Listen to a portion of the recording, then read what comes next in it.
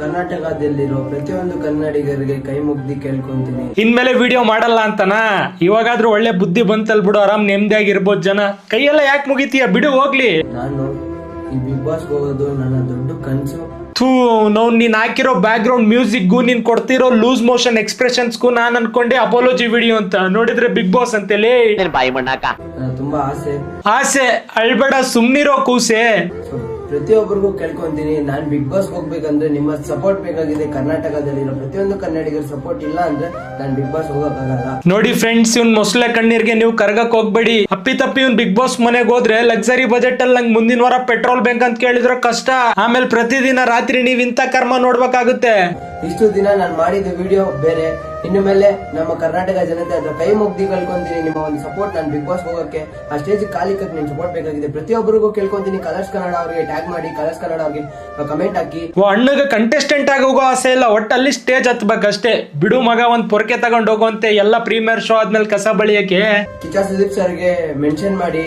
ಇವಾಗೆ ಮೆನ್ಷನ್ ಮಾಡ್ತೀವಿ, ಚೆನ್ನಾಗ್ ಕಸ ಬಳಿತಾನೆ, ಕರ್ಕೊಳ್ರಿ ಸರ್ ಅಂತ. ಸೊ ದಯವಿಟ್ಟು ನಾನು ಬಿಗ್ ಬಾಸ್ ಹೋಗ್ಬೇಕು. ಬಿಗ್ ಬಾಸ್ ಹೋಗಿ ನಾನೇನೋ ಒಂದ್ ಸಾಧನೆ ಮಾಡ್ಬೇಕು. ನಿನ್ ಸಾಧನೆನ ಇವಾಗೆ ತಡ್ಕೊಳಕ್ ಆಗ್ತಿಲ್ಲ, ಅಲ್ಲೋಗಿ ಏನೋ ಕಿಸಿತೀಯಾ? ಅದು ನಿಜಾನೇ. ಆ ಸ್ಟೇಜ್ ಕಾಯ್ತಾ ಇದ್ದೀನಿ. ನೀನ್ ಆ ಸ್ಟೇಜ್ ಕಾಯ್ತಿದೀಯ, ಬಟ್ ಜನ ನಿನ್ ಲಾಸ್ಟ್ ಸ್ಟೇಜ್ ಕಾಯ್ತಿದಾರೆ, ಅದೇ ವಿಪರ್ಯಾಸ. ಬರೀ ಇಂತದೆಯಾ? ಹಲೋ ಗೈಸ್, ಎಲ್ರಿಗೂ ಹೊಸ ವಿಡಿಯೋಗೆ ಸ್ವಾಗತ ಸುಸ್ವಾಗತ. ಎಲ್ರು ಹೇಗಿದ್ರೆ ನಾನಂತರೂ ಸಖತ್ತಾಗಿದ್ದೀನಿ. ತಮ್ನೇಲ್ ಮತ್ತೆ ಟೈಟಲ್ ನೋಡಿನೇ ಗೊತ್ತಾಗಿರುತ್ತೆ ಇವತ್ತಿನ ವಿಡಿಯೋ ಯಾವ ಟಾಪಿಕ್ ಮೇಲೆ ಅಂತ. ವಿಡಿಯೋ ತುಂಬಾ ಅಂದ್ರೆ ತುಂಬಾ ಮಜಾ ಇರುತ್ತೆ, ಯಾರು ಸ್ಕಿಪ್ ಮಾಡಕ್ ಹೋಗ್ಬೇಡಿ, ಈ ವಿಡಿಯೋ ಎಂಡ್ ವರ್ಗು ನೋಡ್ರಿ ಅಂತ ಹೇಳ್ತಾ. ಸೊ ಮತ್ತೆ ಆಗ್ತಾರ ವಿಡಿಯೋ ಸ್ಟಾರ್ಟ್ ಮಾಡೋಣ ಬನ್ನಿ. ಹೌದು, ನನ್ ಪಾಪಿ ಕಚಡ ನನ್ ಮಗ, ವರ್ಷ ನನ್ ಮಗ, ಹೇಳ್ಕೊಂತೀರ ಅಷ್ಟೇ ವ್ಯತ್ಯಾಸ. ದಯವಿಟ್ಟು ಈ ಸತ್ಯ ನಾ ಬಿಗ್ ಬಾಸ್ ಗೆ ನನ್ನ ಕರ್ಕೊಳ್ಳಿ ಅಂತ ಹೇಳ್ತೀನಿ. ಆದ್ರೆ ಇವ್ನ್ ಬ್ಯಾಕ್ ಗ್ರೌಂಡ್ ಮ್ಯೂಸಿಕ್ ಚೂಸ್ ಮಾಡ್ತಾನಲ್ಲ ಇಂತ ವಿಡಿಯೋಸ್ಗೆ, ಅದಕ್ಕೆ ಹೊಡ್ಕೊಂಡ್ಬಿಡ್ಬೇಕು ಅನ್ಸುತ್ತೆ ತಲೆನ. ಯಪ್ಪ ಎಷ್ಟು ಕಷ್ಟದಲ್ಲಿದ್ದಾನೆ ಅಂತ. ಕರ್ನಾಟಕದಲ್ಲಿ ಇರೋ ಪ್ರತಿಯೊಂದು ಕನ್ನಡಿಗರಿಗೆ ಅಂಕುಡುಂಕು ಮಾಡುವ ನಮಸ್ಕಾರಗಳು. ನಮಸ್ಕಾರ ಕಣೋ. ನಮ್ಮಂತ ಪ್ರತಿಯೊಬ್ರು, ನನ್ನಂತ ಎಷ್ಟೋ ಜನ ಇದ್ದಾರೆ.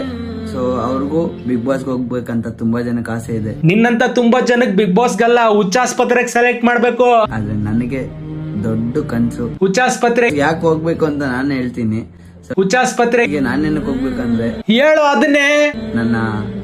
ನನ್ನ ಒಂದು ಏನ್ ನಾನೇನ್ ಮಾಡ್ಬೇಕು ಅನ್ನೋದು ಆ ಬಿಗ್ ಬಾಸ್ ಸ್ಟೇಜ್ ಅಲ್ಲಿ ಮಾಡ್ತೀನಿ. ಅಲ್ಲೋಗಿ ಏನ್ ಮಾಡ್ಬೇಕನ್ನೋ ಪರಿಜ್ಞಾನ, ಕ್ಲಾರಿಟಿನೇ ಇಲ್ಲ ನಿಂಗೆ. ನನ್ನ ಏನ್ ಅಂತ ಬಿಕ್ಕಿಳ್ತಾ ಇದೀಯಾ. ಅಷ್ಟಕ್ಕೂ ನೀ ಸ್ಟೇಜ್ ಮೇಲೆ ಹೋದ್ರೆ ಏನ್ ಕಿಸಿತೀಯಾ?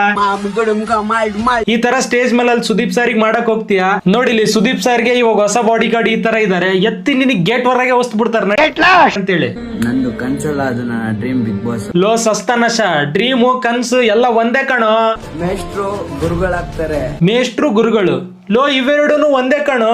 ಯಾವತ್ತಾದ್ರೂ ಸ್ಕೂಲ್ಗೆ ಹೋದ್ರಲ್ಲ ಬಿಡು.